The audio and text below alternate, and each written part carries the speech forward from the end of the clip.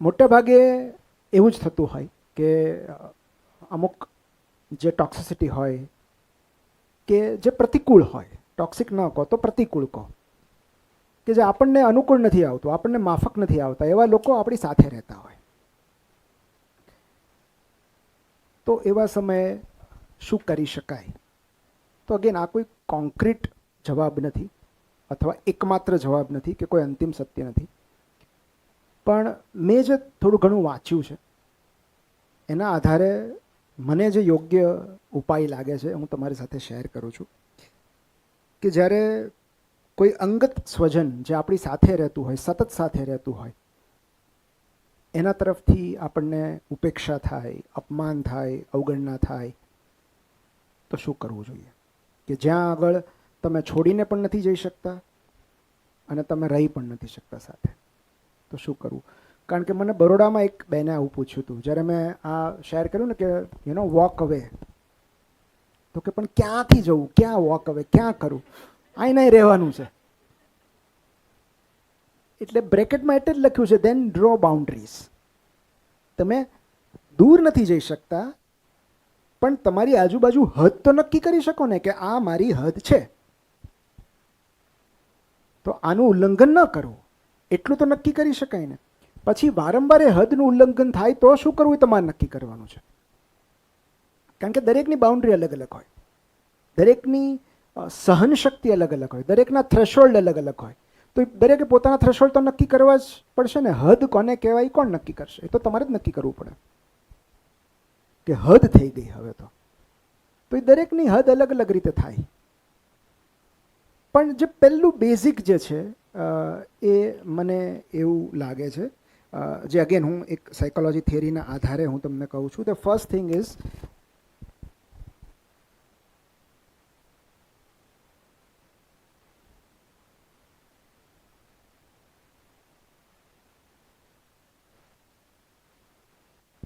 Accept.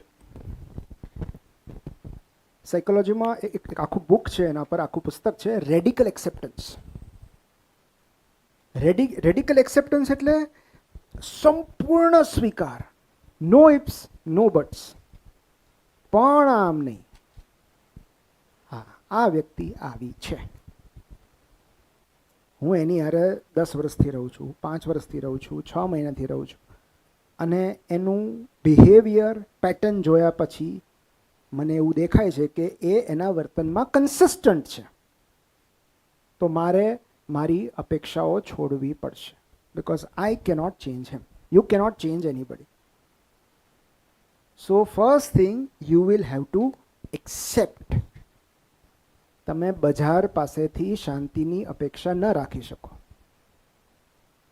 તમે શાંતિ મેળવવા માટે બજારમાં જશો તો નિરાશ થઈને પાછા ફરશો. તો કોની પાસેથી, ક્યારે, કેટલી અપેક્ષાઓ રાખવી એ આપણે નક્કી કરવાનું છે. એ આપણી સમજણ છે. ક્યારેક એવું બનતું હોય છે કે સામેવાળી વ્યક્તિ એના વર્તનમાં કન્સિસ્ટન્ટ હોય છે અને આપણે આપણી અપેક્ષાઓમાં કન્સિસ્ટન્ટ હોઈએ છીએ. બરાબર? એને બદલાવું નથી, એક જ રીતે વર્તે છે અને આપણે સતત એવું ઈચ્છીએ છીએ કે એ કંઈક અલગ રીતે વર્તે. એ જ દુઃખનું કારણ છે. બિકોઝ આપણે સ્વીકારી નથી શકતા કે આવી જ છે, આ વ્યક્તિ જ આ છે. સ્વીકારનો અભાવ. આપણે આપણા પ્રિયજનોને જેવા છે એવી હાલતમાં સ્વીકારી નથી શકતા. આપણે એમને એવા બનાવવા છે જેવા આપણે ઈચ્છીએ છીએ. આપણે એવું ધારીએ છીએ કે હું આવું ઈચ્છું છું એવું એમણે વર્તન કરવું જોઈએ. એ તો થવાનું જ નથી. એમનું બિહેવિયર કન્સિસ્ટન્ટ છે. એ અવગણના કરે છે તો સતત કરે છે. વચ્ચે વચ્ચે ક્યારેક સારું કરશે પણ પાછા ટોક્સિક બિહેવિયર પર આવી જશે, પાછા મેણા મારવા માંડશે. તો એ તો કન્સિસ્ટન્ટ છે. તો તમે એક્સપેક્ટ જ શું કામ કરો છો?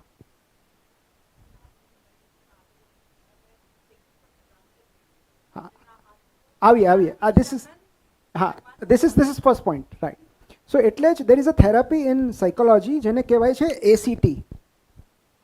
ACT, that is acceptance and commitment therapy. આ બહુ સર્વમાન્ય એક સારવાર પદ્ધતિ છે. So acceptance and commitment therapy એટલે જે બાબતો તમે બદલી નથી શકતા એનો સ્વીકાર કરો અને જે તમારા કંટ્રોલમાં છે એને બદલવાનું કમિટમેન્ટ આપો. તમારા કંટ્રોલમાં શું છે at any given point in time એ તમે બદલશો એટલું કમિટમેન્ટ આપો. અને જે તમે નથી બદલી શકવાના એનો સ્વીકાર કરી લો. Radical acceptance.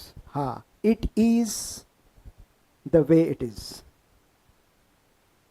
ઓકે, અને આ સૌથી નિરાંતવાળું વાક્ય છે.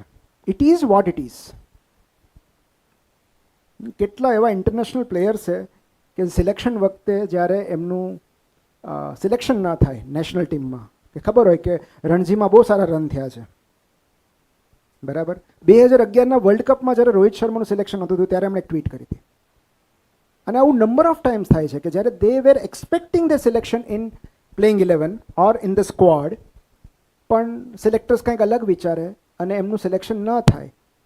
અને ત્યારે આ બહુ વારંવાર એમની પાસેથી સંભળાતું વાક્ય છે, it is what it is.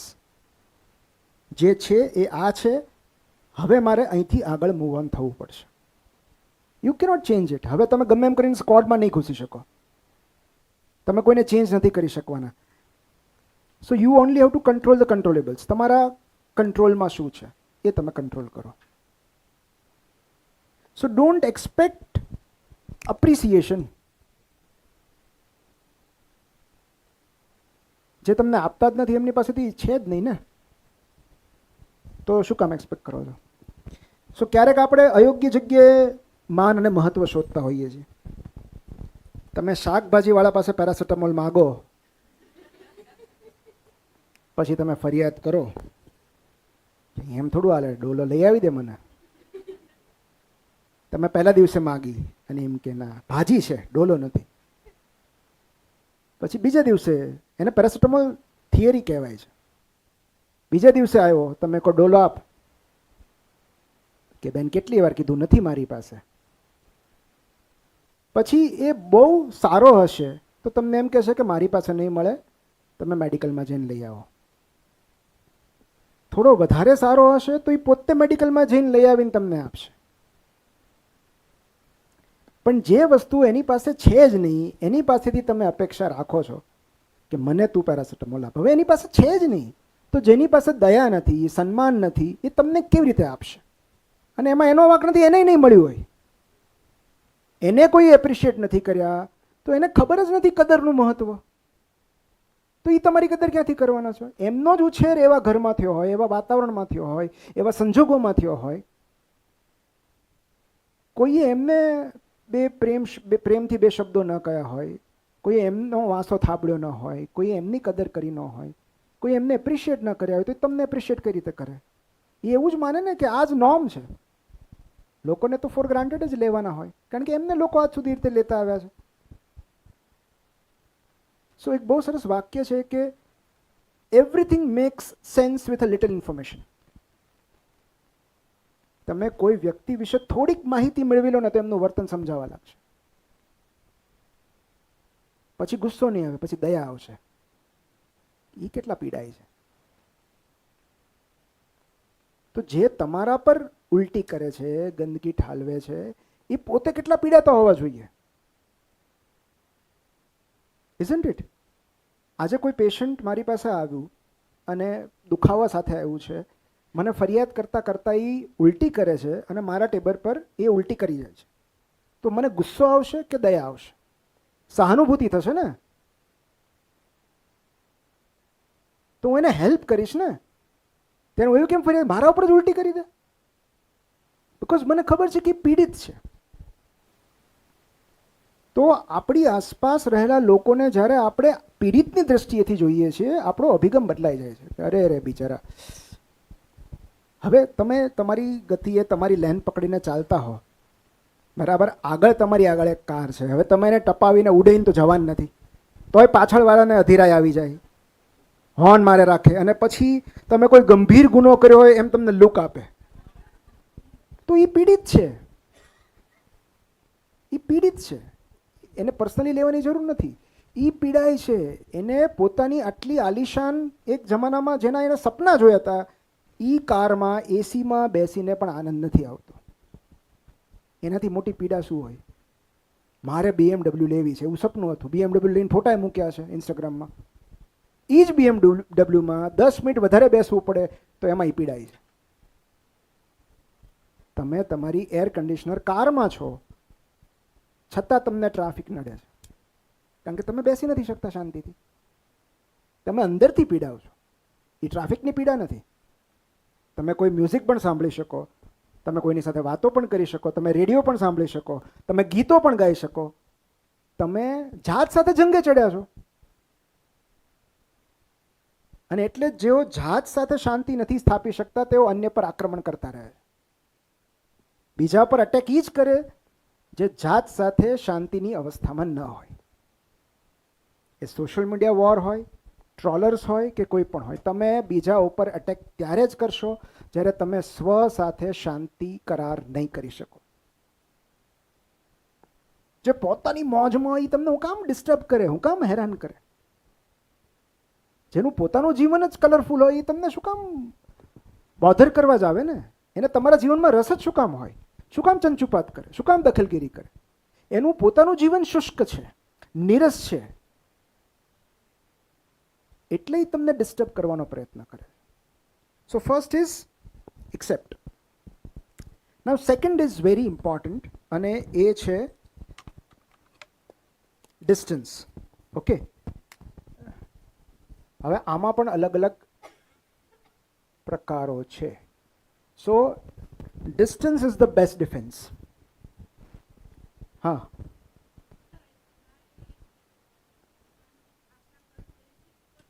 હા,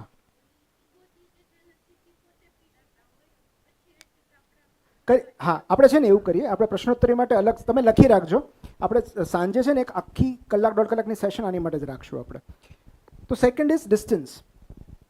ઓકે, હવે ડિસ્ટન્સમાં એવું કહેવાય છે કે distance is the best defence.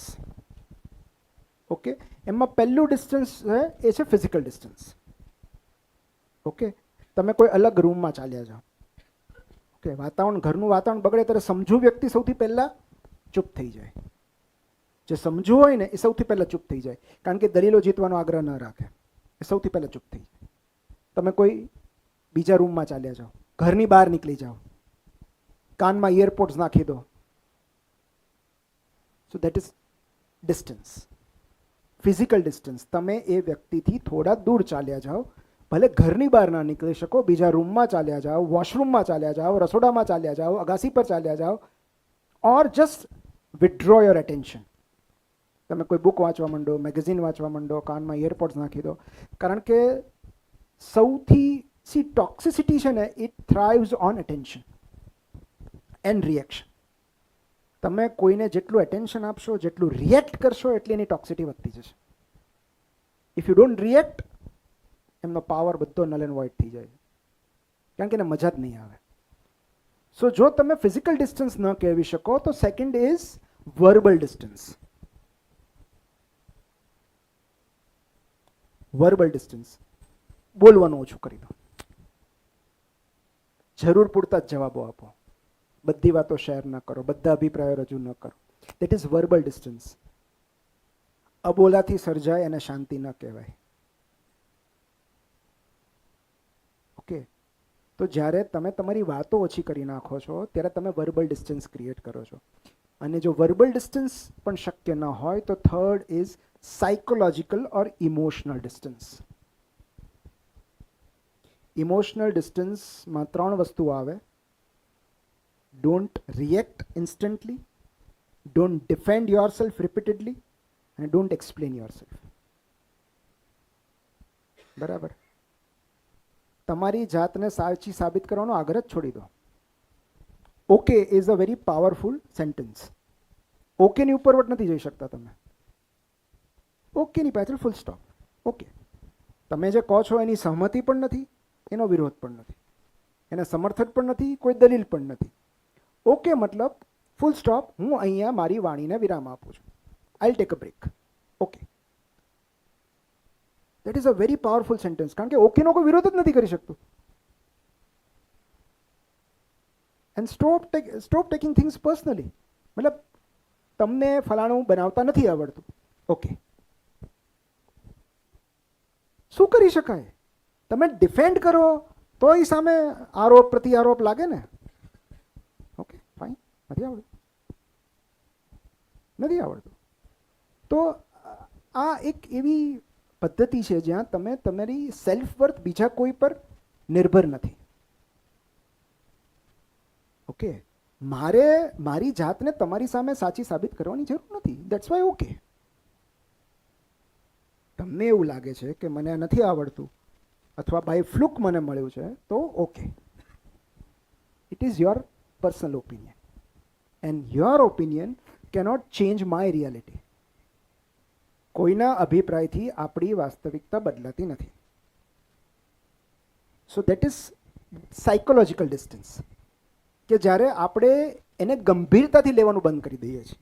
અને દરેકના ઘરમાં એવું એક સભ્ય હોય, બહુ મોટી ઉંમરના નાની હોય કે દાદી હોય, કે જે એના જડ વિચારો લઈને બેઠા હોય, બરાબર, અને તમે એમને આદર આપતા હો, પગે લાગવા જાઓ, એમની કાળજી રાખો, પણ ક્યારેક એમના દરેક વિચારને આપણે ગંભીરતાથી નથી લેતા,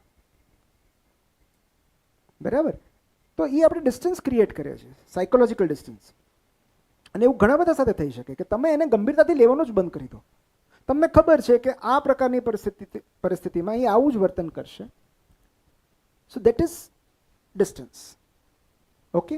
and third is very important thing, કે જેમાં build your value outside the toxic circle.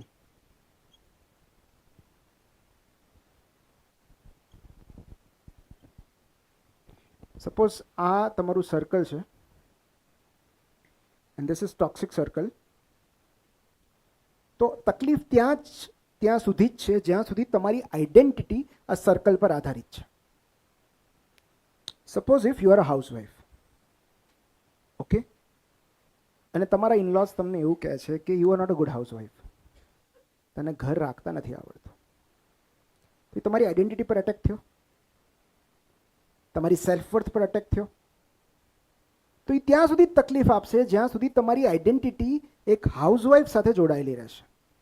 જેવી તમે તમારી કોઈ અલ્ટરનેટ આઈડેન્ટિટી ઊભી કરશો, તમે એની અસરમાંથી નીકળી જશો.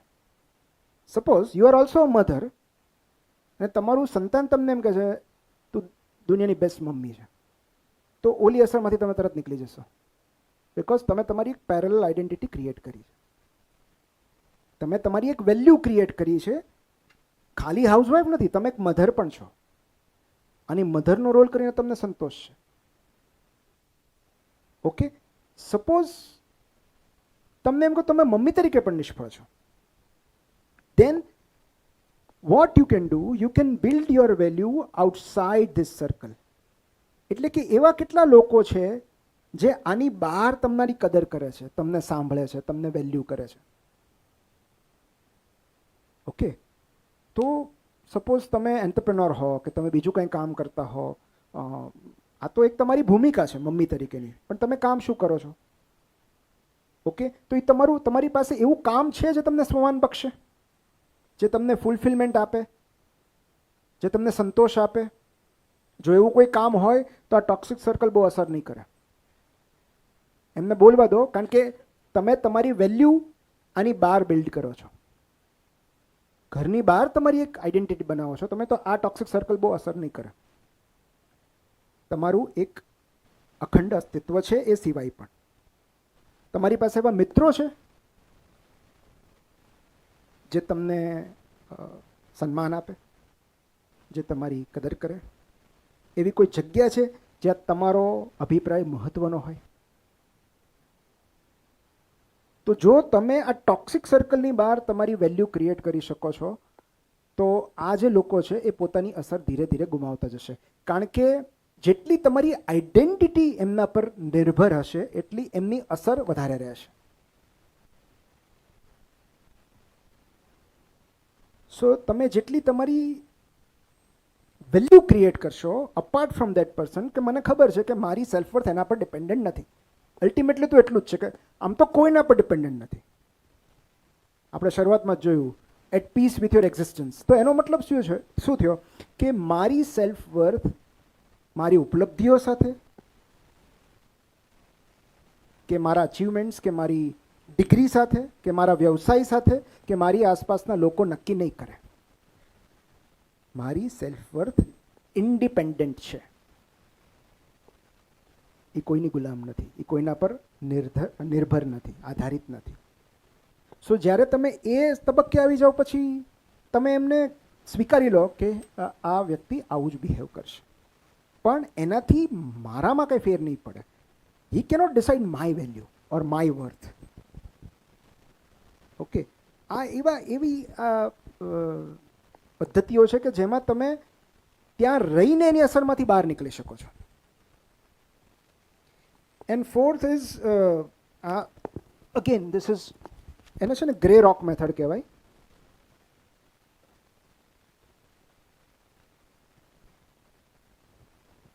આમ તો આ છે ને બધું આ પેસિવ અગ્રેશન છે. You know what is passive અગ્રેશન? Passive અગ્રેશન એટલે સામેવાળી વ્યક્તિ તમારી સાથે વાત કરવાનો પ્રયત્ન કરે છે, પણ તમે એને રિએક્ટ જ નથી કરતા, તમે એને જવાબ જ નથી આપતા. તમે હું ને હામાં જ જવાબ આપો છો.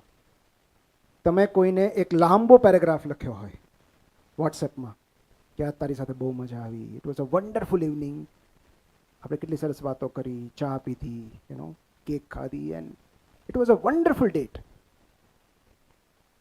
તમે એના રિપ્લાયની રાહ જુઓ છો અને અડધી કલાક પછી HMM એટલો જવાબ આવે.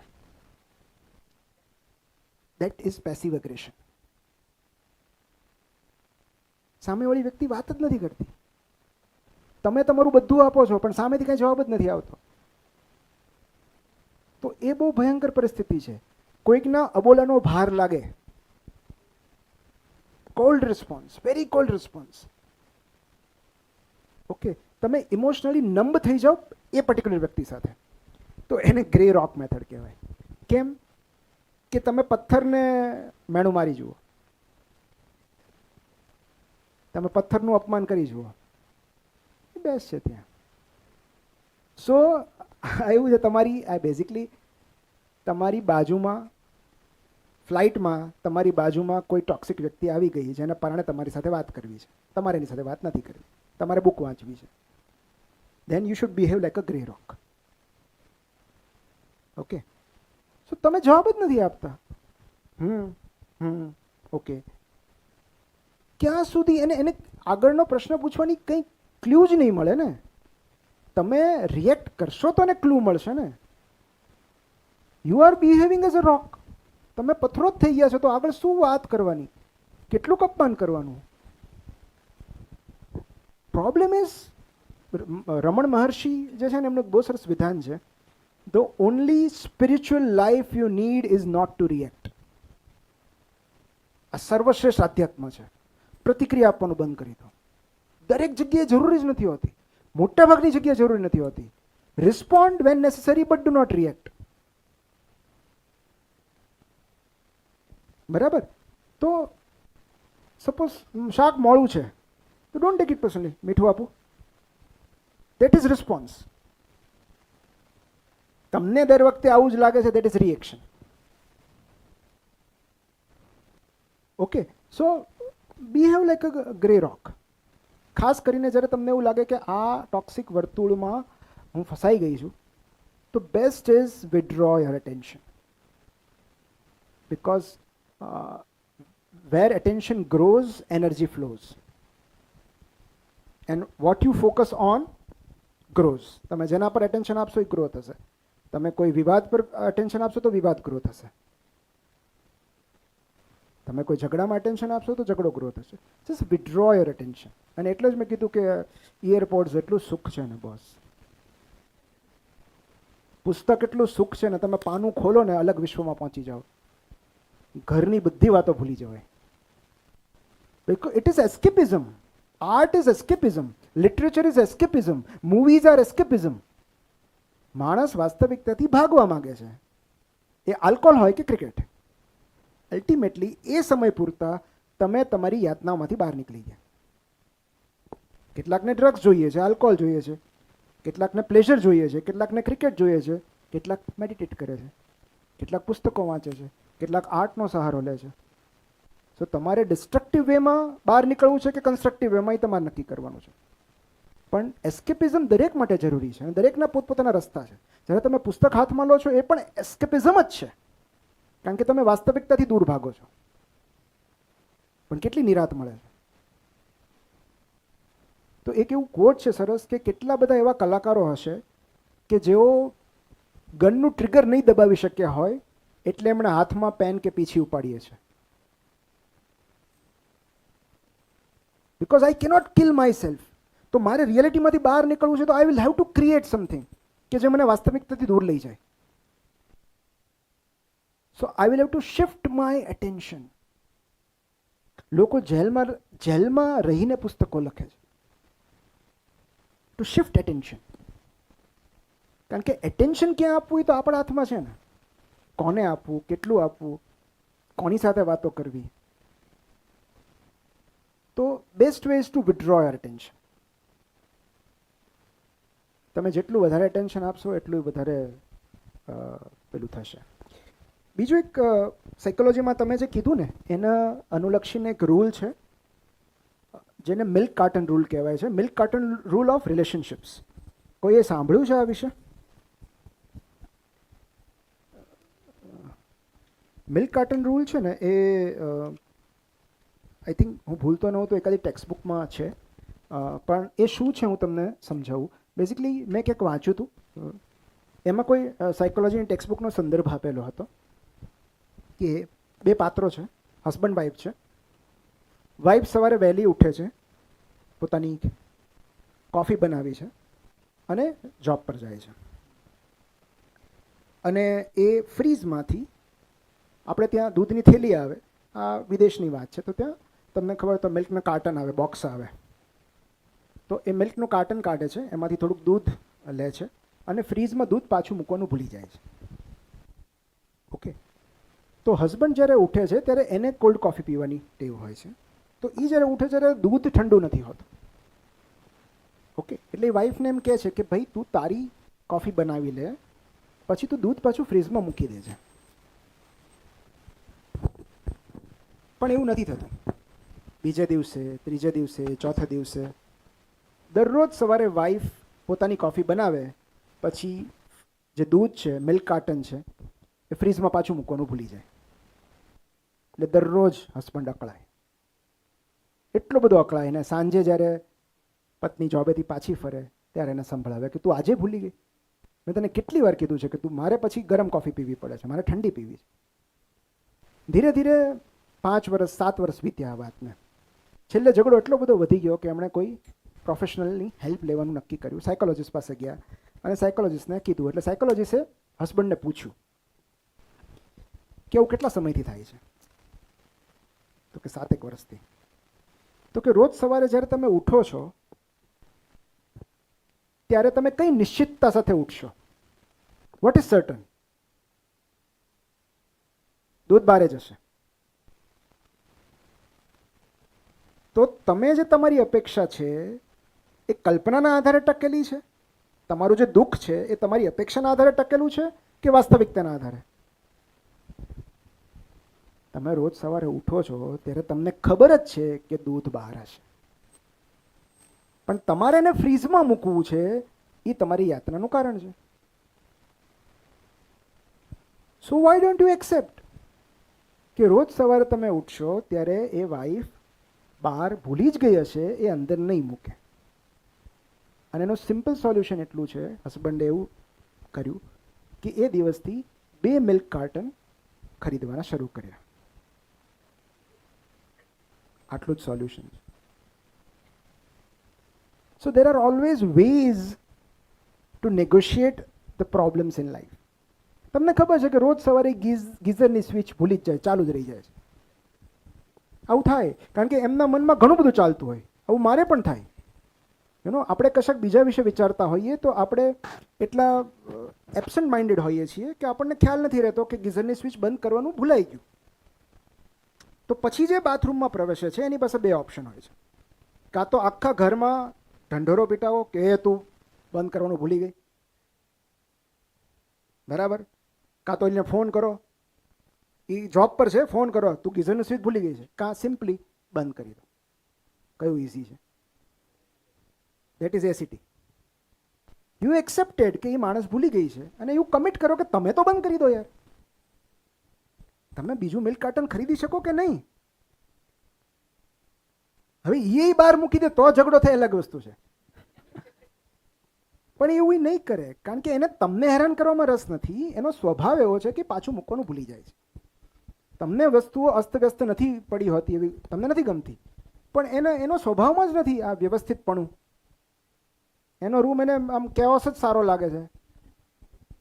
તો કાં તો તમે એના કપડાં મૂકી દો, કાં તમે તમારા મૂકી દો બંનેના, કાં તો એક્સેપ્ટ કરી લો કે આ આવું જ છે.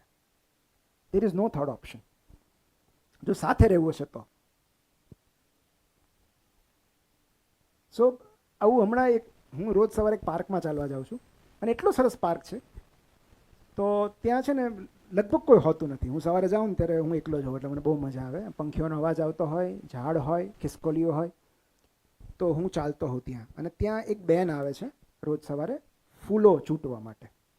એક જબલું લઈને આવે, નાની એવી થેલી, અને એ ફૂલો જે ઉગ્યા હોય એ ફૂલો લઈ પૂજા માટે લઈ જતા હશે. ફૂલો લઈને પછી નીકળી જાય.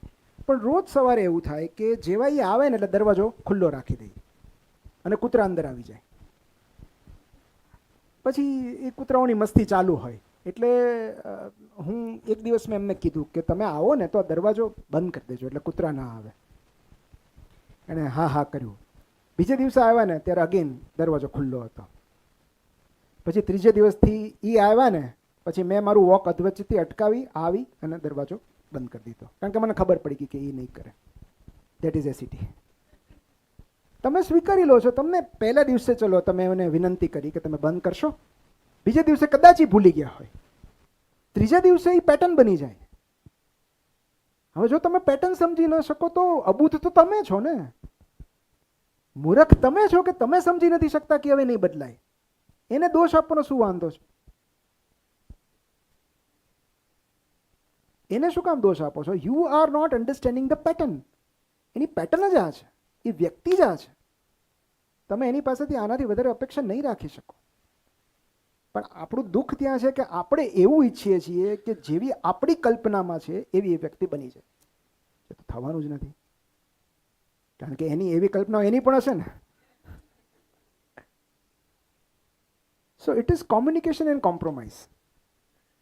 First you have to communicate કે તમને શું નથી ગમ્યું, અને જો એ અણગમતું વર્તન સતત ચાલુ રહે then you have to accept it and move on. કે તમે શું એમાં તમારી રીતે શું બદલી શકો છો. આ એક રસ્તો છે જે બહુ પ્રેક્ટિકલ છે, સામાજિક છે.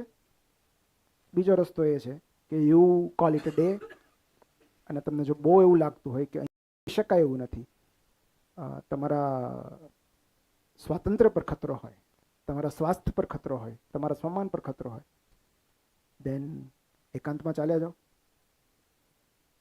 સોલિટ્યુડ તમને ક્યારેય ડીચ નહીં કરે. તો એકલા રહી શકવાની હિંમત હોવી જોઈએ. તો તમારો કારવા બનતા જશે ધીરે ધીરે, લાઇક માઇન્ડેડ લોકો મળતા જશે. બાકી જે મળ્યા છે એ લાઇક માઇન્ડેડ થાય એવું જરૂરી નથી.